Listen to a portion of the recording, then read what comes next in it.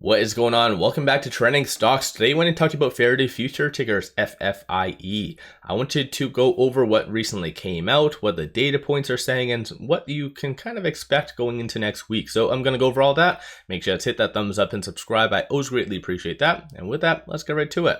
So currently it is down 3.86%. Massive volatility. So $3.47 is the low.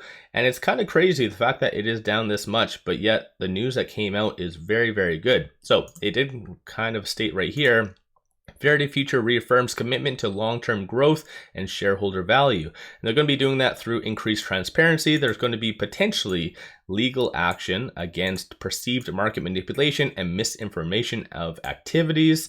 So I think that in among itself. So of course, there's a company that I also do cover under my other channel, and ticker's MULN. I don't know if you guys are or aren't aware of that, but they recently did launch some legal action against some market manipulation. I think it was TD, Schwab, and Fidelity that were named, at least, potentially some more down the line as well. But yeah, I think Mullen and Faraday in the past as well, I've really compared the two quite frequently. A lot of them have the exact same toxic insiders as well. Through that might actually be inviting a lot of the bigger names such as TD, Schwab, that have been named in that lawsuit against Mullen. So once again, it's just very sketchy.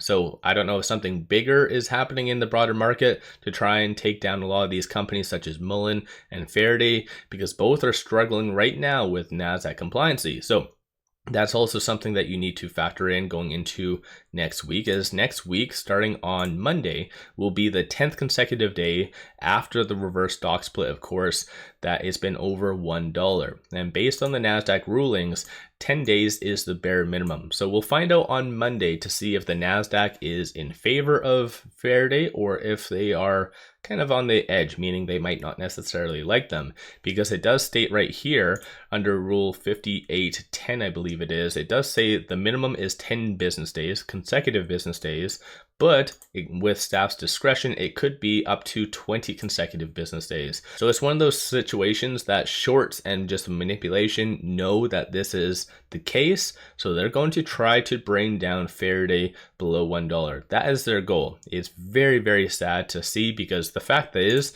that with this price right now, it's kind of at around 4 cents pre-market or pre-split, sorry. So when it comes down to it, if someone would have told me, hey, Faraday is going to go down to 4 cents, like, I don't think anyone would have believed you. So kind of extreme volatility, but if you are going to compare this to Mullen, essentially there could be a lot more downside that is coming. So when it comes down to this, I really hope that the company does move very fast and acts on this, or maybe even better yet, reaches out to Mullen to try to collaborate on a lawsuit. I don't know if that can be a thing or whatever else. So that could really help the stock price in the future. But oddly enough, I always like to look at Ortex for short information, and oddly, it hasn't updated. I know based on the whole reverse stock split, they changed the authorized shares, and obviously through that, the outstanding shares as well. But it still does show the percentage of the free float being shorted is 1700%. So kind of questionable. Normally, Ortex takes about a day to adjust and fix itself, but 1700% is insane. So I don't know if that is the true amount of shorts out there that's including naked shorting and synthetics, because even in Faraday's case, there's quite a lot of failure to delivers, meaning and insinuating that there's a lot of naked shorting. So I don't know if that's what's truly happening behind the scenes, but it does show 286.63 million shares overall are being shorted. Cost to borrow average is 11.18%. And even looking as far as the options market just opened about 45 minutes ago, and so far there's roughly around $48,000 in calls, or sorry, puts being purchased versus 20,000 in calls. So despite it being at $3.73, people are still anticipating for it to trend down, which is absolutely insane. So let me know your thoughts on that, because even looking at a lot of the technicals, the fib levels, it is below almost everything that you can even fathom. So the next big resistance is right here. So the S3, so $4.32. It is truly below the S3. I haven't seen any stocks that have like had this unless it's been associated to fraud where a quick lawsuit just causes it to go down. But based on Faraday, like as far as I am under the impression, there isn't any fraud. It's a true legitimate company. There's been quite a few operational updates over the last several months, in fact. So I don't know why this is getting hammered. Well, I do know why. Like I mentioned, I cover Mullen, so it is truly goes back down to this. So the manipulation, it is completely just getting hammered down. And that is one thing that most likely the Nasdaq is going to be really watching and might have them oriented to around the 20 consecutive business days. So like I said, a lot of that is happening. I'll give you an overview of this as well. So good old Faraday future, pull this up. As far as this, even the market just opened, and even on a typical day, 57% of all the volume is redirected off of the exchange to the dark pool. And as far as the daily volume, it does look like almost 62%. This is as of the 7th, so yesterday, 62.8% of the daily volume was attributed to shorts.